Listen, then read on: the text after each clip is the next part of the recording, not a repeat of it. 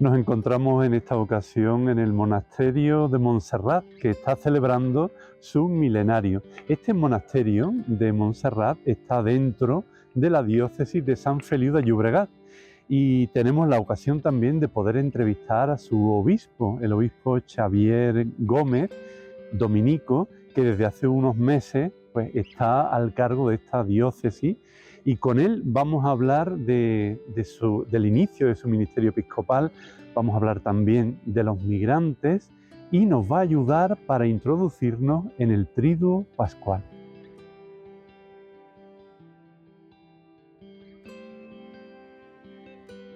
Molt benvingut al nostre programa Bisbe Xavier. ¿Qué tal estás? Muchas gracias. Pues estoy bien. Estoy contento de poder volvernos a encontrar y poder conversar un ratito. Bueno, el Xavier, a mí me gustaría, claro, preguntarte sobre cómo recibiste el nombramiento de tu ordenación episcopal, de tu nombramiento episcopal y sobre todo cómo lo procesaste a nivel espiritual. Pues lo recibí con asombro, con sorpresa y al mismo tiempo también, ¿no? Pues no deja de ser una llamada física porque en este caso me llamaron por teléfono para comunicarme esta propuesta y dentro de esa llamada, bueno, pues ahí también evoca lo que significa una vocación, ¿no? Una llamada que leemos como la voz de Dios que está detrás con una propuesta inesperada, una propuesta que descoloca, una propuesta ante la que uno se siente pues desproporcionado, ¿no? Uno se siente como digno, porque yo pienso que este ministerio episcopal es una cosa muy grande y al mismo tiempo pues hay que procesar y hacer una lectura creyente y llevarlo a la oración y dejarse también, en la medida que se puede, aconsejar. Y la figura que me venía a la cabeza, ¿no? durante ese tiempo era también la llamada de Jesús a Pedro después de la resurrección, ¿no? Esa triple llamada que tuve yo también que interpretar dentro de mi propia biografía. Primera llamada a la vida presbiteral en la diócesis de San Sebastián, después la segunda llamada a la vida consagrada en la orden de predicadores y esta última llamada al ministerio episcopal que viene pues también a posibilitar que converjan las anteriores a un servicio más amplio, al servicio del pueblo de Dios y de la Iglesia. Tu consagración episcopal en la Catedral de San Feliu de Llobregat fue una ceremonia muy hermosa, también muy emotiva. Estuviste, creo que muy bien acompañado también la presencia de tus padres. Se me ha quedado grabado algo que dijiste y que me parece también muy significativo. Gracias a los migrantes por revitalizar nuestras iglesias. En los últimos años he venido trabajando servicio de las personas migradas, de su acogida, de su protección, de su promoción, de su integración, como parte de mi servicio también a la Iglesia. Y por eso, ¿no? Por todo ese bagaje, esa experiencia y por las propias personas migradas que estaban acompañándonos en la celebración, me parecía de justicia hacer una palabra y decir una palabra de gratitud y de reconocimiento. Es verdad y es cierto que las personas migradas en este invierno demográfico en el que vive Europa vienen y contribuyen a revitalizar nuestra economía, nuestra sociedad y en el caso de la Iglesia a revitalizar nuestras comunidades y a darnos la oportunidad de profundizar en la catolicidad, en la diversidad, que es algo propio, una nota propia de la Iglesia. Esta diversidad cada vez más frecuente, que es una oportunidad para crecer en la fe, una oportunidad también para vivir la fidelidad al Señor. Así que por eso una palabra de reconocimiento y de gratitud y señalar este camino de catolicidad y de integración como uno de nuestros desafíos y una de nuestras oportunidades. También el día de la ordenación episcopal pudimos ver en el altar mayor de la Catedral de San Feliu. Claro, esperamos ver un escudo episcopal, pero nos encontramos con una palabra, humilitas, humildad. Esto del escudo, bueno, es una posibilidad, pero bueno, cuando supe que no era de todo necesario, pues consideré también, ¿no? Por mi propia trayectoria personal y vital, pues hacer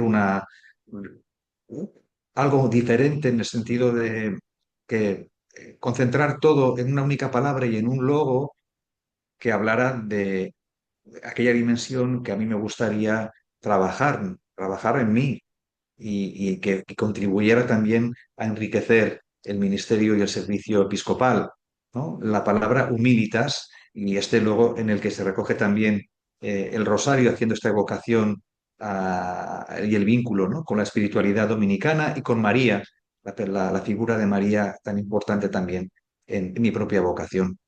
Humilitas, que es una manera de situarme delante de Dios y una manera también de situarme delante del pueblo de Dios, ¿no? Desde esta cercanía de tocar tierra y al mismo tiempo aspirar a que el corazón esté en el cielo, esté en Dios, ¿no? La humilitas como herramienta también, ¿no?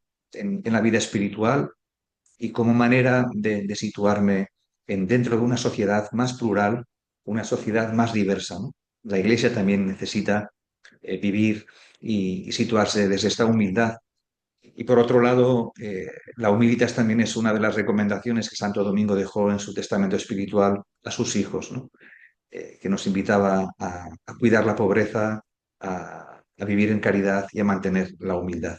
Y como hijo de Santo Domingo, ¿qué crees que puedes aportar desde el carisma como dominico a tu servicio a esta iglesia local de San Feliu de Llobregat? Pues puedo aportar lo que he intentado vivir en estos últimos años dentro de la Orden de Predicadores y de la familia dominicana. Nuestra espiritualidad centrada en la palabra de Dios, en el estudio, la profundización de la palabra de Dios. Creo que la palabra de Dios, la escritura, todavía sigue siendo una gran desconocida para una gran parte del pueblo de Dios, que sin embargo nos da acceso a una experiencia de Jesucristo increíble y contribuye al crecimiento espiritual y a la dimensión misionera de las comunidades. Hemos de apoyarnos más en la palabra de Dios, redescubrirla. Después, el carisma dominicano también habla del contemplar y dar lo contemplado, ¿no? Esta necesidad de nutrirse en la oración, en la experiencia contemplativa. Y por otro lado, también en el ejercicio de gobierno, una experiencia muy sinodal que para nosotros es como connatural, que aprendemos desde la formación y que después practicamos en nuestras comunidades, en nuestras provincias, y en la manera de vivir también la misión compartida dentro de la familia dominicana, con laicos, con laicas, con religiosas, con frailes, con monjas contemplativas, ¿no? Este sentido de vivir, de predicar, misión compartida en familia, yo creo que es una dimensión interesante también que poder aportar en este momento en el que la Iglesia nos está recordando la necesidad de volver a la sinodalidad como una oportunidad también para vivir mejor la comunión, la participación y la misión a la que estamos llamados. Y Bisba Xavier, ¿hay algún obispo o algún referente, figura de la iglesia, que sea para ti hoy fuente de inspiración en tu ministerio episcopal? Bueno, obispos, ha habido algunos, sí, que son para mí importantes referentes, ¿no? San Oscar Romero es un obispo importante, por traer alguno de América Latina. Pierre Claverí, en el norte de África, también me parece un testimonio elocuente. La figura de San Carlos de Foucault me ha acompañado también a lo largo de mi ministerio. Y luego los obispos que he tenido la suerte de conocer, que me han acompañado en mi vida ministerial como sacerdote, también han sido un ejemplo, ¿no? Alguno de ellos estuvo presente en la ordenación, la consagración, y también, pues yo recordé mucho a don Juan María Uriarte, que para mí ha sido también un referente como pastor. Para los que nos ven desde fuera de la diócesis de San Feliu de Llobregat, decirles que entre otros lugares encontramos en esta diócesis el monasterio de Montserrat y el aeropuerto del Prat. Sí, nuestra diócesis de San Feliu es una diócesis de mucha riqueza, de mucha diversidad cultural, geográfica, en paisajes humanos. Tenemos comarcas diversas, ¿no? Una zona más industrial, más vinculada al área metropolitana de Barcelona, todo el Baix Llobregat, y tenemos las comarcas del Alt Penedès, del Garraf, de la Noia, ¿no? Bueno, que son zonas más rurales, más vitivinícolas, algunas de ellas más vinculadas a la costa. Tenemos también Sitges y su famoso festival, ¿no? Pero bueno, es una diócesis culturalmente rica y diversa, humanamente también y espiritualmente también. Montserrat, evidentemente, es un gran tesoro espiritual para la diócesis, para Cataluña, para la Iglesia universal en general. Y el aeropuerto, pues es ese desafío que tenemos, ¿no? De poder ofrecer también un servicio y una misión a tanta gente que viene, que llega y que se va al aeropuerto de Barcelona, que está en nuestra diócesis y que nos recuerda también esa llamada a la misión, ¿no? Y a la universalidad. Y también te he escuchado en esa preocupación que tienes por tantas personas que viven en el propio aeropuerto del Prat, también en unas condiciones complicadas de pobreza, ¿no? Sí, hemos descubierto que había una comunidad, un grupo importante de gente que sobrevivía o malvivía en las instalaciones del aeropuerto, tanto en el Prat como en el aeropuerto de Madrid. Pero en las últimas semanas, bueno, pues ha habido una serie de medidas que han expulsado a esta gente de las instalaciones del aeropuerto y estamos preocupados por su situación y unidos a otros colectivos del tercer sector y algunos de ellos también de la Iglesia que queremos hacer seguimiento a la situación de estas personas porque muchas de ellas son personas en situación de mucha precariedad o de vulnerabilidad. Incluso pues, hay un grupo también importante de personas con algunas enfermedades mentales, ¿no? Y es una preocupación para nosotros, para la diócesis, y ahí estamos, ¿no? Siguiendo y acompañando, pensando qué sucederá después, ¿no? Que no sabemos también estas medidas y con estas personas cuál será la propuesta de las administraciones públicas que son las que deberían darles una respuesta y una atención integral. Pues vamos a continuar haciendo esta mirada a esta joven diócesis de San Feliu de Llobregat a través de la primera pregunta sorpresa de este programa. A ver quién te va a preguntar y qué es lo que te va a preguntar. Buen día, señor Bisba. Buenos días. Quería hacerle una pregunta. Después de estos primeros meses en la diócesis, ¿qué retos y posibilidades considera más importantes en este momento en nuestra joven diócesis? Muchísimas gracias. Una salutación agradecida a Isabel.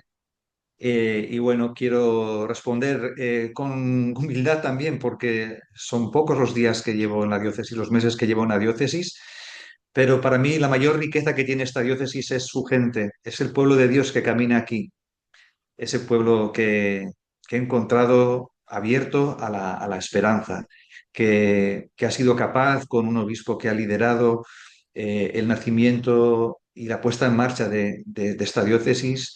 Y aprovecho para felicitar el buen trabajo del Bisbe Agustí y bueno, que estamos en esta etapa ahora de reconocer, empezar a reconocer. Para mí también es importante ayudar a levantar un poquito el ánimo y ver que ayudar a la gente a darse cuenta de que tenemos muchas capacidades, a creer más en nosotros mismos, a confiar en nuestras capacidades.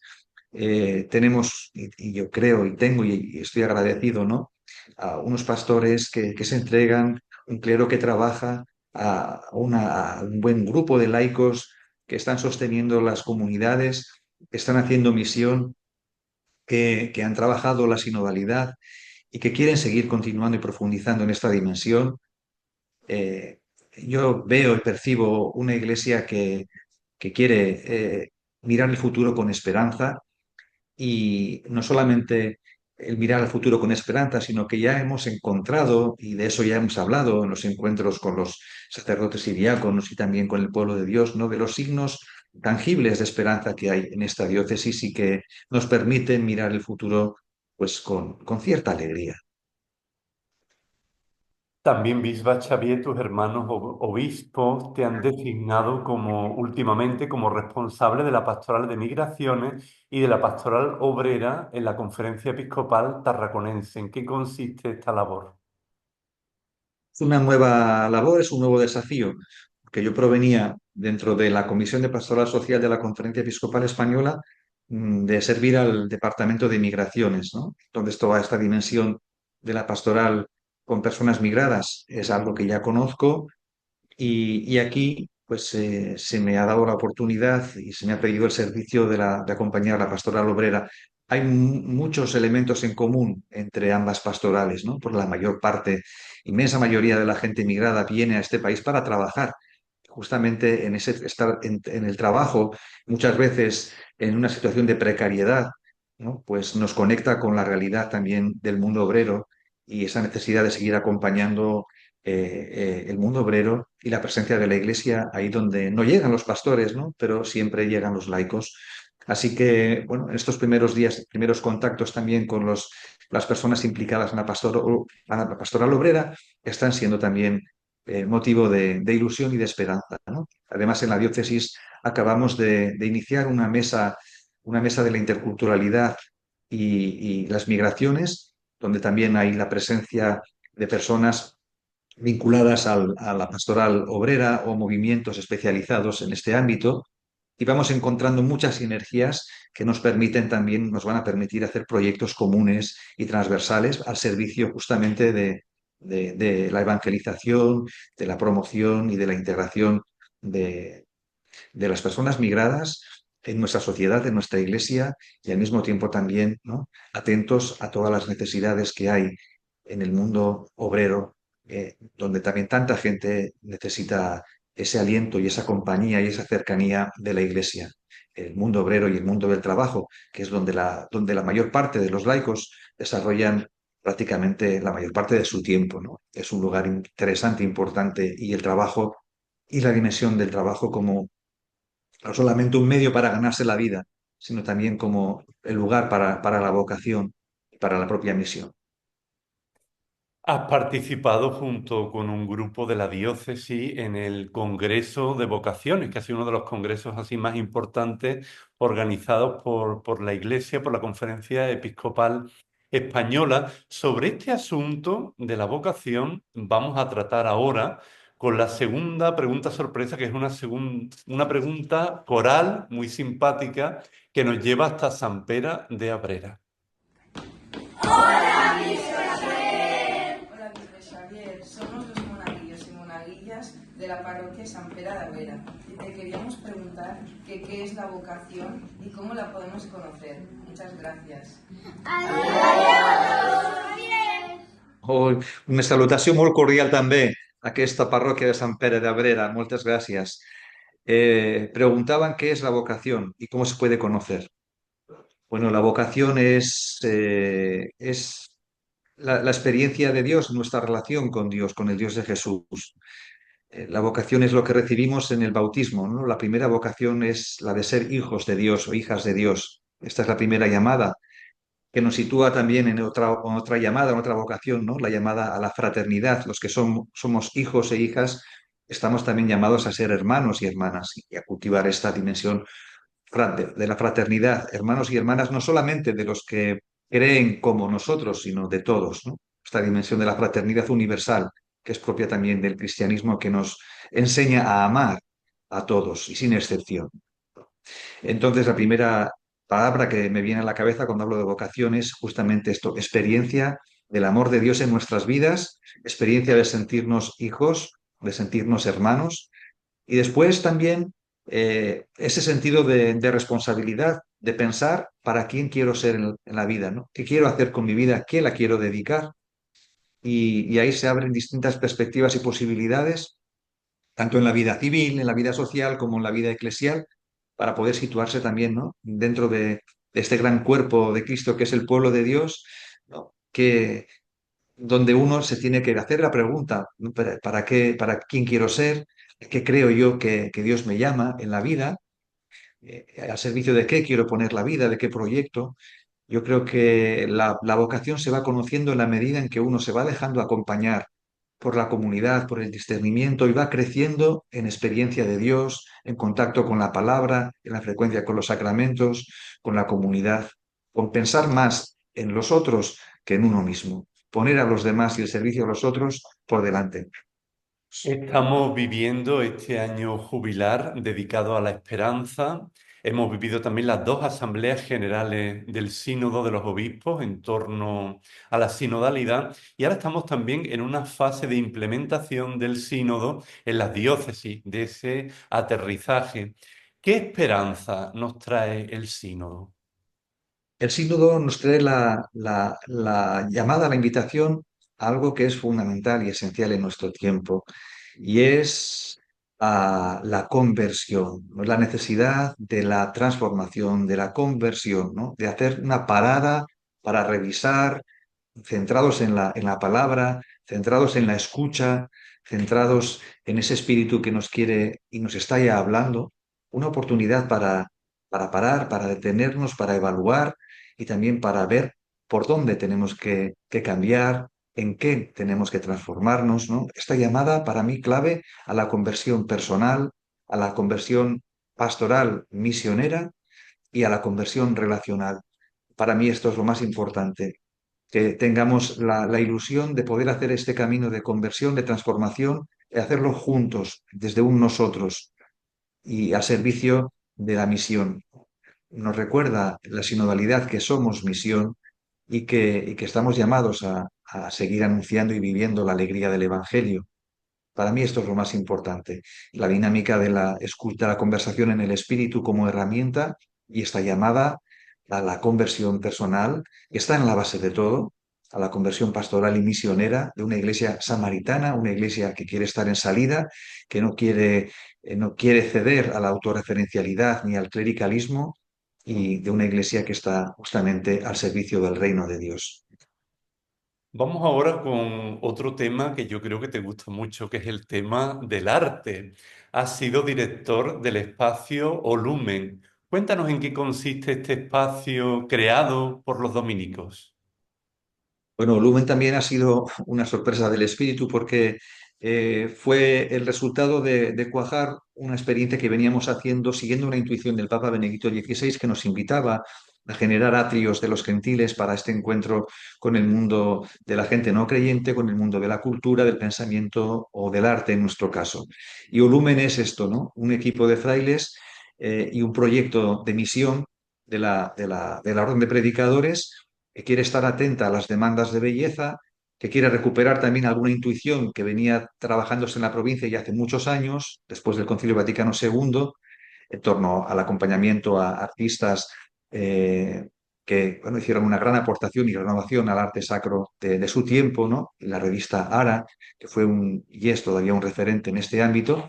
Entonces, recuperando esa tradición, nos, nos organizamos para transformar una iglesia sin dejar que siga siendo, porque lo es, un oratorio, pero abriéndolo a una dimensión misionera en el ámbito de la cultura, del pensamiento, de los artistas. Y esto nos está enriqueciendo, nos ha dado un horizonte, también nos ha puesto en relación con mucha gente que llega a Olumen, que tiene un contacto en muchas ocasiones por primera vez con la iglesia o que vuelven a retomar ese contacto con la iglesia y reciben una experiencia positiva, una experiencia de acogida, de acompañamiento, y se despiertan complicidades que nos permiten también afinar el oído para estar atentos, ¿no?, a lo que los artistas nos quieren decir.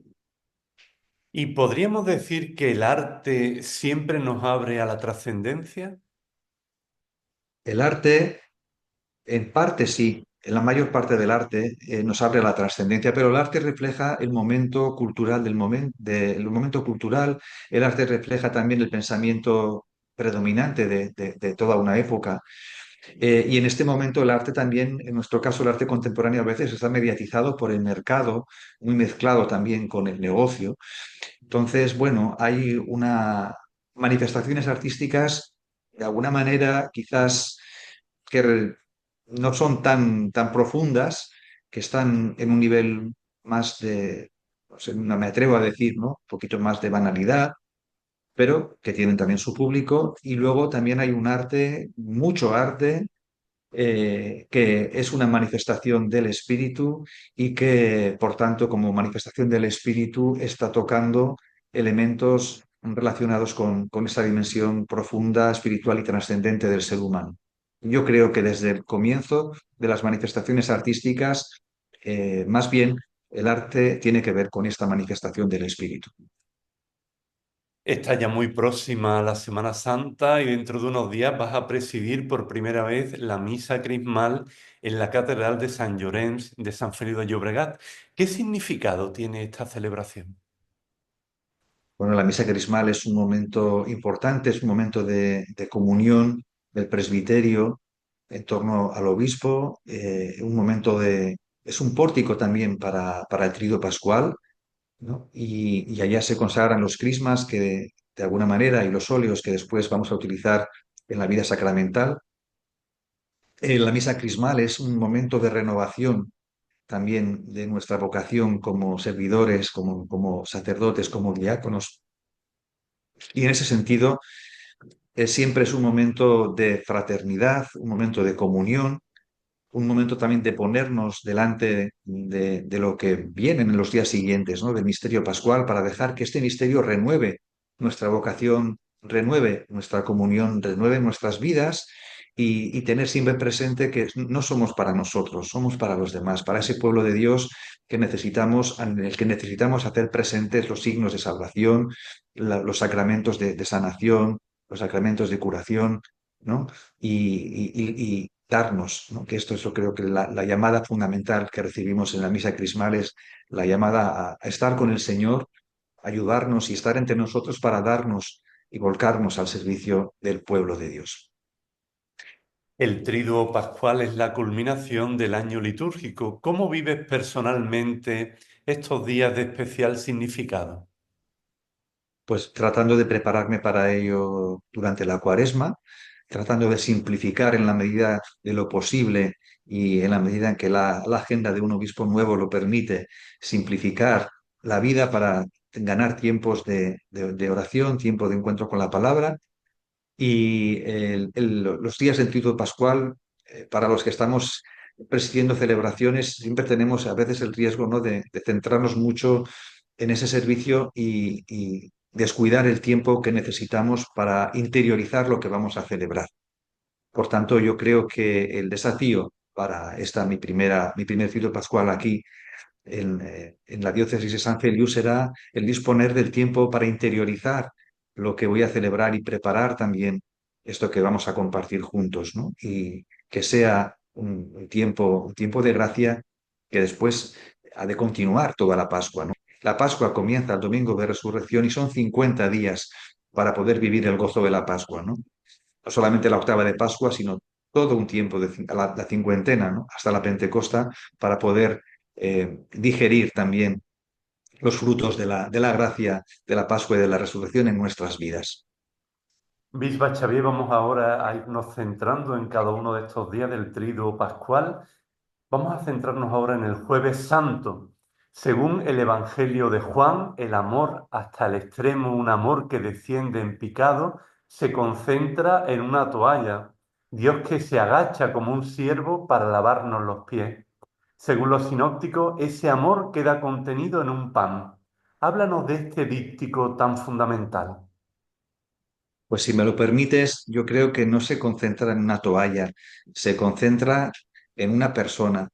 El jueves, el viernes, el sábado se concentra en la persona de Jesucristo. El jueves en la persona de Jesucristo que sirve, que se coloca, que baja esa imagen, ¿no? Que esa palabra griega kenosis tan importante que comenzaremos a meditar el jueves, cuando tanta gente busca a Dios en las nubes, busca a Dios en la altura, busca a Dios en el cielo, que evidentemente es una metáfora para hablar de Dios, ¿no?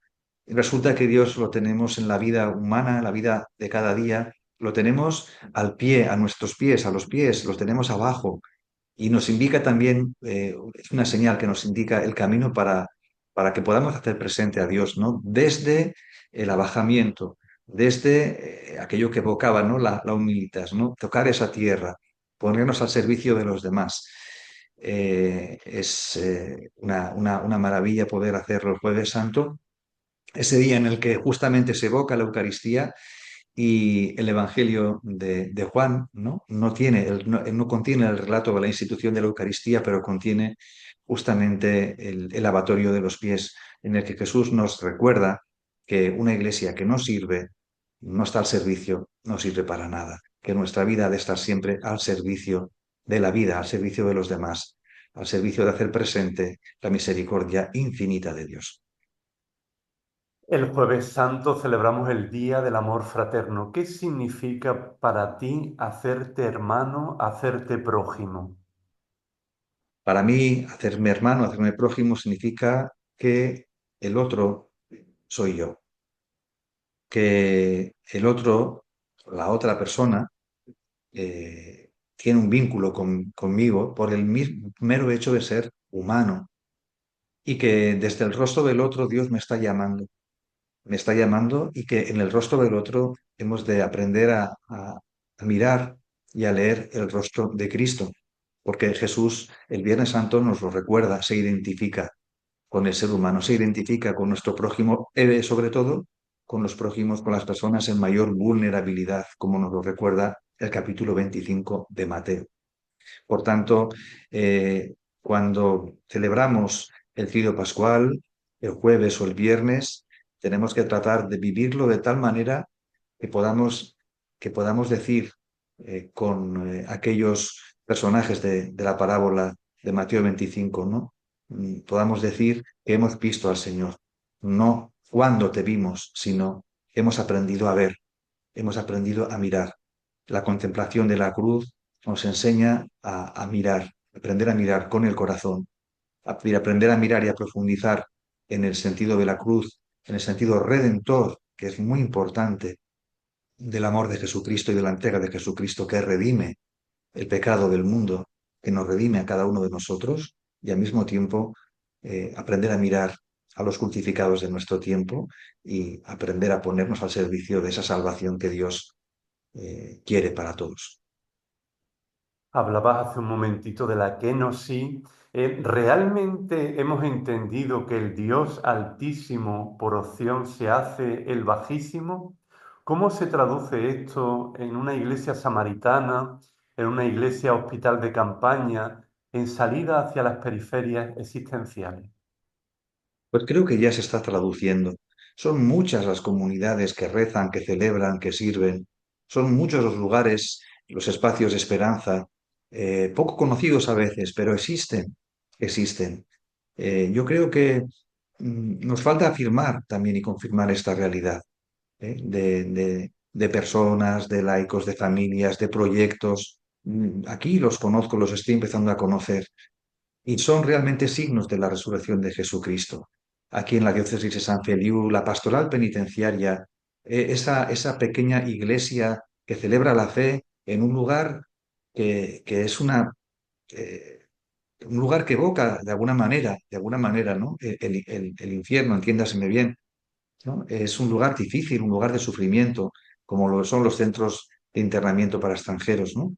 Y la iglesia está presente no solamente para acompañar, sino que acompaña a una iglesia de creyentes, de hombres y mujeres creyentes en la prisión, que han sido capaces de acoger ese mensaje de redentor de Jesucristo, muchas veces en unas condiciones de vida difíciles, ¿no? Y con esta situación que han vivido a veces, ¿no? De culpa y de estar ahí. Creo que haya una iglesia en la prisión es un grandísimo signo de esperanza, ¿no? Que haya una iglesia que está al servicio de personas con diversas capacidades, que está en el mundo sanitario. Aquí en nuestra diócesis, en el Parque Sanitario de Sant Joan de Déu, la Fundación de Sant Joan de Déu, todo lo que abarca esta fundación, de tocar heridas, tocar vulnerabilidades, todo lo que las Cáritas diocesanas y nuestra propia Cáritas realiza en ese acompañamiento, en esa promoción humana integral, en el nombre del Señor, es un signo de resurrección, de solidaridad con los crucificados y de resurrección. Y, y podemos hablar de muchos más, pequeñas comunidades de hospitalidad, ¿no? De matrimonios o de parroquias que se juntan, que se unen para alquilar un piso para personas migradas, o de vida consagrada, insertada en los barrios, trabajando por la promoción de los hombres y de las mujeres, por el diálogo interreligioso, ¿no?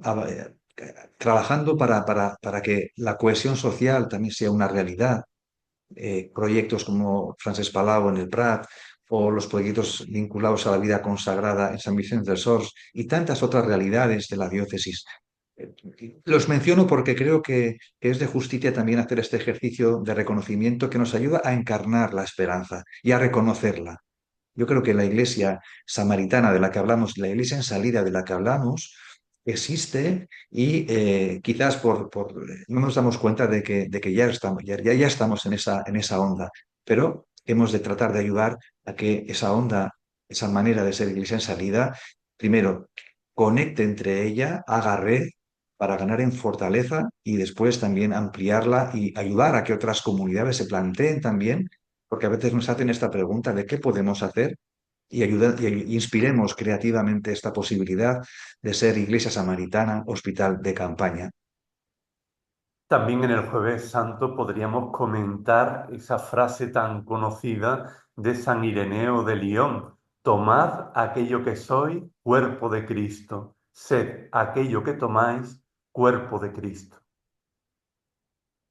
Eso es, en el fondo, estamos remitiéndonos constantemente a la encarnación. ¿Y la encarnación de qué nos habla? Nos habla de que Dios nos salva a través de la cercanía. Qué importante es profundizar en esto. La cercanía es lo que salva. Dios nos ha querido salvar y sanar a través de la cercanía. Se ha hecho cercano hasta el punto de hacerse uno de nosotros. Se ha hecho cercano hasta el punto de descender al infierno, como decimos en el credo, ¿no? Para que nadie, ni siquiera ni de este lado de la vida, ni del otro lado de la muerte, para que nadie quede fuera de esa cercanía salvadora, de esa fuerza resucitadora del Señor Jesús. Yo creo que evocando esta frase de San Ireneo, lo que me viene a la cabeza y al corazón es justamente alegrarme porque Dios nos ha querido salvar y nos quiere salvar siempre a través de la cercanía. Y la Iglesia salvará y se hará Iglesia del Señor en la medida en que vaya ganando en esa cercanía con el mundo, no con la mundanidad, pero con las personas que viven en este mundo para llevarles el mensaje de la resurrección del Señor. Continuamos caminando en este triduo pascual y nos situamos ahora en el Viernes Santo. ¿Qué significado tiene mirar y adorar la cruz? Mirar y adorar la cruz tiene el significado de pensar la condición humana. ¿Por qué existe la cruz? ¿No? ¿Y por qué? No sé si podemos responder a esa pregunta, ¿no? Será siempre un misterio. Que la cruz evoca ese misterio de iniquidad, que es el misterio de la maldad y del mal en el mundo, para el cual los filósofos no encuentran una respuesta, ni los teólogos tampoco, ¿no? ¿Por qué existe el mal? La respuesta de Dios al mal es justamente la entrega del amor incondicional, desarmar la violencia, desarmar el pecado y la inercia del pecado, pero delante de la cruz, la primera conciencia que tomamos es justamente que todos estamos afectados por esa fragilidad, por esa dimensión del pecado, que no es una dimensión en la que no sé, hayamos de recrear, pero sí de ganar en conciencia de que hemos sido redimidos y que constantemente, día a día, somos alcanzados por la fuerza de la redención de Jesús, que viene a sanar nuestra fragilidad, a curar nuestras heridas, a devolvernos la paz, cuando delante del Señor nos situamos en la verdad. La cruz evoca para mí esto. La cruz también evoca esa gran, ese gran misterio de amor que llena la muerte de vida, y también la cruz me pone en comunión y en solidaridad con las personas crucificadas, con los inocentes sufrientes a lo largo de toda la historia y también en nuestro tiempo, ¿no? Hemos de pensar en tantas víctimas de la trata, tantas víctimas de las guerras, tantas personas en vulnerabilidad. El mundo del sufrimiento es el mundo que Dios ha querido llenar con su amor y al mundo al que Dios constantemente nos envía para hacer presente ese amor. Pues vamos a seguir conectando con ese mundo del sufrimiento a través del cuarto canto del siervo de Isaías, con una pregunta un poco larga que intenta actualizar este canto. Podríamos decir, Bisba Xavier, que la pobreza y la indigencia en la que viven millones de seres humanos, la continua llegada de pateras, la violencia de género o los abusos sexuales no son simplemente una escena desagradable que causa disgusto contemplar, sino también un espejo de nuestra deformidad como sociedad y una acusación de que algo estamos haciendo mal. Evidentemente, de alguna manera, todas estas realidades que has evocado, pues muestran un cierto fracaso de civilización, una crisis también de civilización y una llamada a repensar nuestra manera de vivir, nuestra manera de creer, nuestra manera de testimoniar también la fe y de comprometernos con el bien, de hacer esta alianza con la bondad, esta alianza con el bien que Dios espera de nosotros. También en el Viernes Santo contemplamos el rostro sufriente de Cristo, el rostro del otro, especialmente el rostro del pobre. Debe cuestionar nuestra forma de vivir, de gastar, de utilizar los recursos de la tierra. Evidentemente, nos tenemos que situar con responsabilidad ante los recursos del planeta que compartimos y no pensar que tenemos el derecho de explotar o de dominar los recursos de la naturaleza, los recursos también humanos, sino de gestionarlos, de administrarlos, de cuidarlos, de ser custodios de la creación. Una llamada que la Iglesia en su doctrina social nos evoca y nos recuerda constantemente, ¿no? A sentirnos custodios, cuidadores del medio ambiente, cuidadores de los recursos naturales, cuidadores también del destino, de la vida y de la dignidad de nuestros hermanos y hermanas, los hombres y mujeres de nuestro tiempo. La cruz en San Juan se ve como la suprema exaltación y no como el lugar del abajamiento. ¿Podríamos decir que la cruz es el momento de mayor epifanía? Yo creo que la cruz por sí sola no tiene sentido. Es el crucificado el mayor momento de epifanía. Es la encarnación del Hijo de Dios el mayor momento de epifanía. Y lo que es sorprendente es que esta encarnación del Hijo de Dios, ¿no? En la persona de Jesús, haya sido capaz de soportar el sufrimiento y el dolor de la cruz por amor, por amistad. Nadie tiene amor más grande que el que da la vida por sus amigos. Pero recordemos también el sentido que el Señor le quiso dar a esa cruz. Nadie me quita la vida, soy yo que la entrego, soy yo el que la regalo. Es muy importante recordar esa dimensión. Es esa donación absoluta e incondicional de Dios que de esa manera nos hace evidente el amor y hace que nos alcance y nos pueda tocar no solamente el corazón, sino el alma y la vida. Yo creo que en la persona del crucificado, en la cruz, hemos de ver siempre al Señor Jesús y verlo también conociendo el final de la película, ¿no? Que la cruz es también una de las caras de la moneda, pero la otra es la resurrección.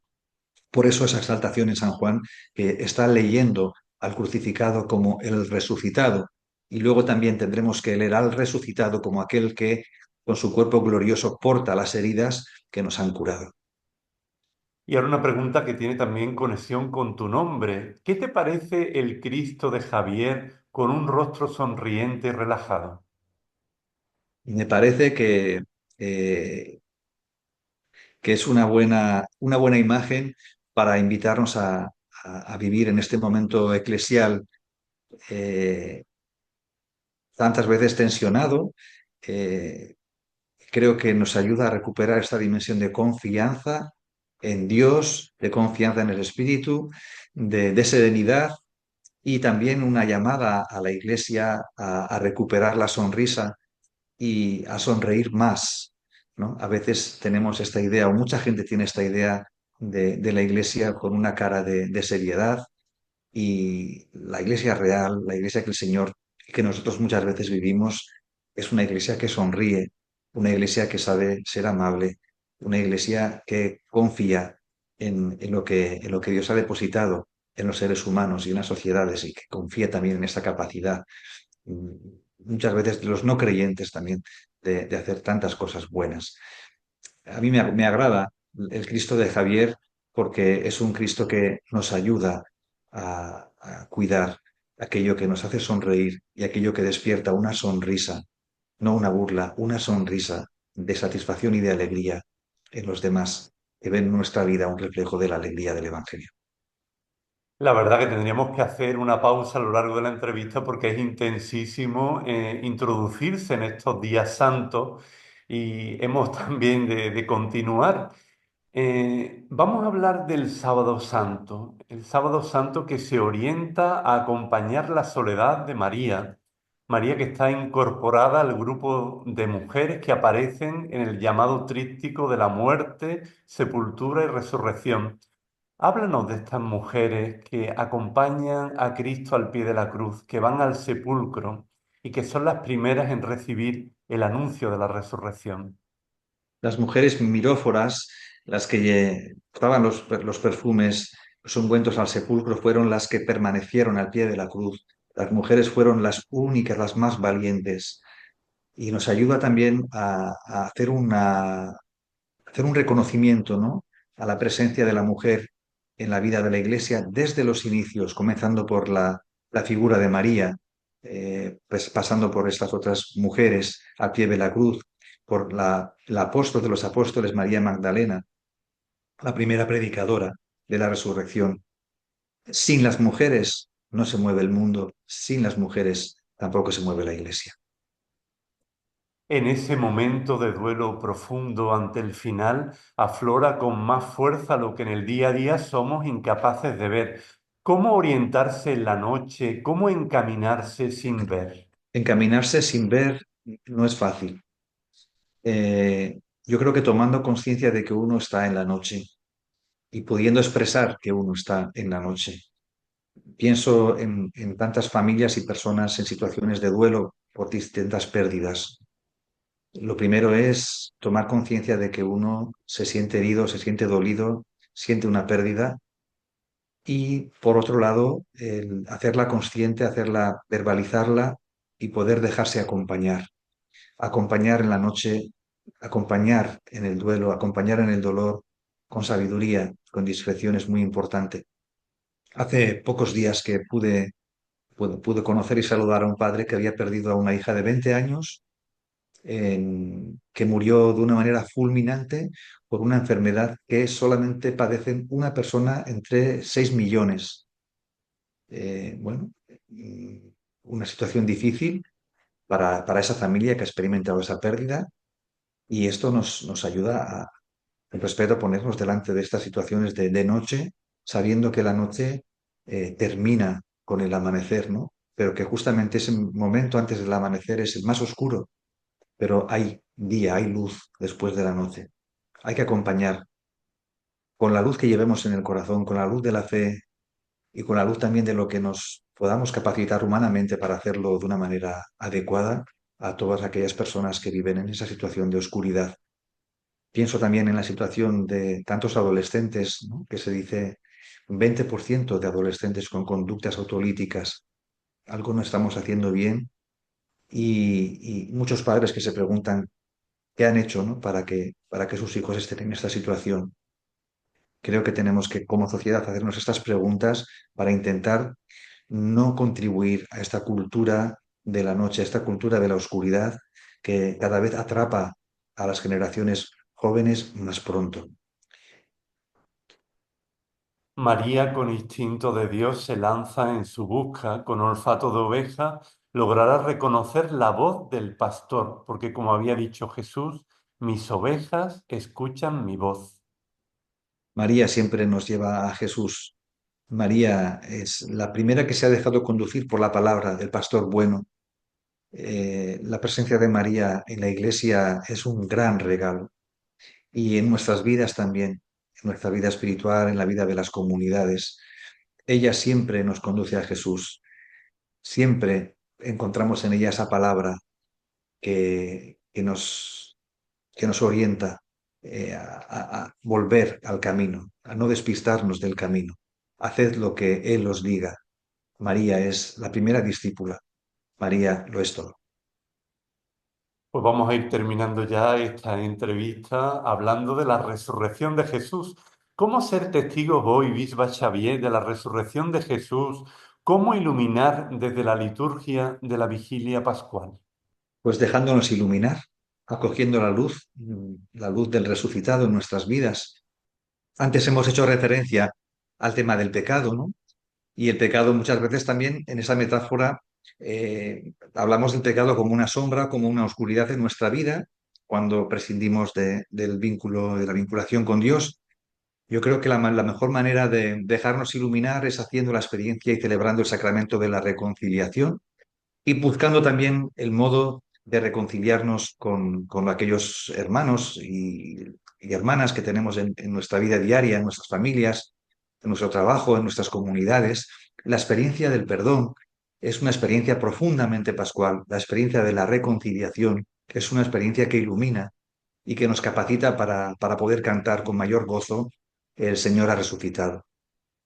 Y ya la última pregunta. ¿Qué recomendación le darías a las familias para vivir el Triduo Pascual en sus hogares y en la comunidad durante estos días tan importantes? Bueno, vamos a encontrar familias en distintos contextos, de muchas maneras diferentes, ¿no? En los núcleos rurales, en las ciudades, de turismo, en comunidades, ¿no? Con mayor tiempo dedicado a la iglesia, a los actos de piedad. Yo el consejo que daría a todas es que cada día tomasen un tiempo para compartir lo que han vivido en la celebración o lo que les evoca el día, el Jueves Santo, el Viernes Santo. No será fácil porque para poder comunicar lo que uno lleva dentro, uno tiene que llevar algo dentro, algo se le tiene que haber removido. Pero un ejercicio de comunicación, de emociones, de sentimientos, de mundo interior o de vida espiritual, buscando las palabras o la manera de hacerlo accesible al núcleo familiar, yo creo que puede ser un ejercicio para compartir también la alegría de la Pascua. Un pequeño ejercicio, a veces con imaginación, para compartir qué es lo que está viviendo, qué es lo que vive cada uno en su momento biográfico, en su momento vital, cómo lo está viviendo en este año 2025, año del Jubileo de la Esperanza. Bisba Xavier, ¿podrías mostrar tu cruz pectoral y explicarla un poquito? Eh, Bueno, esta es una cruz pectoral que me regaló la Delegación de Pastoral con Personas Migradas de la Diócesis de Tenerife y es una cruz hecha con la madera de los cayucos que llegan a las costas de Tenerife y es una cruz que, bueno, le tengo ese cariño porque me recuerda constantemente, ¿no? Que tengo que tener siempre cerca del corazón toda la realidad de las migraciones en cuanto a una realidad también de sufrimiento, pero también como realidad de esperanza, una lectura positiva también llamada una llamada a mirar con esperanza las migraciones y tratar de contribuir a la cultura de la hospitalidad frente a los discursos del miedo, del racismo, de la hostilidad, ¿no? La Iglesia es católica, la Iglesia abraza la diversidad, la Iglesia acoge, y cuando Jesús nos dice: lo que le hicisteis a uno de estos mis hermanos, a mí me lo hacéis, es la pregunta que tenemos que hacernos cada vez que pensemos en una noticia relativa con las personas migradas o refugiadas. Los católicos no podemos ceder la tentación del racismo, de la porofobia, porque el Señor nos dice: cada vez que lo hicisteis a uno de ellos, a mí me lo hicisteis. Bisba Xavier, moltíssimes gràcies per aquesta entrevista, per les teves paraules, per la teva reflexió, pel teu testimoni. Tu és també un signe d'esperança per la nostra Església i també moltes gràcies a la Delegació de Mitjans de Comunicació de la Diòcesi de Sant Feliu i al Departament d'Informàtica d'aquesta diòcesi. Fins aviat. Molt bon Triduo Pasqual i molt bona Setmana Santa i molt bona Pasqua. Gracias a tu, Padre Fernando. Sabes que estás convidat a tornar a la nuestra diócesis quan vulguis, y bona y Santa Pascua. ¿Te ha gustado esta entrevista con el obispo Xavier Gómez, obispo de San Feliu de Llobregat? Si es así, te animamos a que te suscribas a nuestro canal, que le des a like, que actives la campanita y que hagas tus comentarios sobre esta entrevista en las redes sociales, en familia o donde te apetezca.